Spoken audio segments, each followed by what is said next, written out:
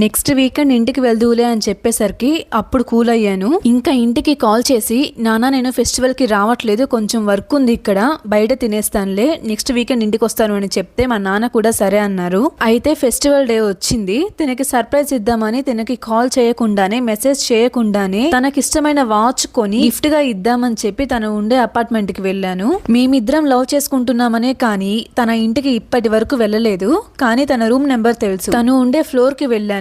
చిన్న ప్రాంక్ చేద్దామని గిఫ్ట్ ని తన రూమ్ డోర్ ముందు పెట్టి కాలింగ్ బెల్ ప్రెస్ చేసి ఫాస్ట్ గా పరిగెత్తుకుంటూ వెనక్కి వచ్చి గోడ చాటున దాక్కొని తను బయటకు వచ్చి ఆ గిఫ్ట్ ని చూశాక తన ఎక్స్ప్రెషన్ ఎలా ఉంటుందో చూద్దామని చెప్పి హ్యాపీగా వెయిట్ చేస్తున్నాను. ఫస్ట్ అయితే డోర్ తీయలేదు. ఒక 10 minutes వెయిట్ చేశాను.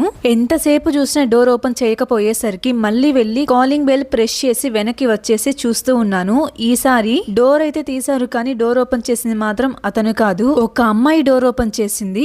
ఇలా చెప్తున్నందుకు ఏమీ అనుకోకండి. ఆ అమ్మాయి చూడడానికి లోకం ఏమీ తెలియని అమ్మాయిలా ఉంది, అంటే అమాయకురాలాగుంది. తను ఆ గిఫ్ట్ ని పట్టుకొని అటు ఇటు చూస్తూ ఏదో గొనుక్కుంటూ లోపలికి తీసుకువెళ్లి డోర్ వేసుకుంది. నేనైతే షాక్ లో ఉన్నా. నేనేమైనా రాంగ్ రూమ్ కి వచ్చానా, లేకపోతే ఇతనే నన్ను చీట్ చేస్తున్నాడా? ఇతను ఆఫీస్ లో ఏం చెప్పేవాడంటే, నాకు అందరితో కలిసి ఉండడం ఇష్టం ఉండదు, నువ్వు అబ్జర్వ్ చేసావా, నాకు అసలు ఫ్రెండ్సే ఉండరు, సింగిల్ గానే ఉండడం ఇష్టము, అందుకే ఎప్పుడు సింగిల్ గానే ఉంటాను, మా ఇంటికి కూడా రానిచ్చే ఛాన్స్ ఎవరికి ఇవ్వను, ఇష్టమైన వాళ్ళు అయితేనే తప్ప మా ఇంటికి ఎవరిని రానివ్వను, నిన్ను కూడా నా రూమ్ కి తీసుకువెళ్లాలని ఉంది, బట్ టైం వచ్చినప్పుడు తీసుకువెళ్తాను అనేవాడు.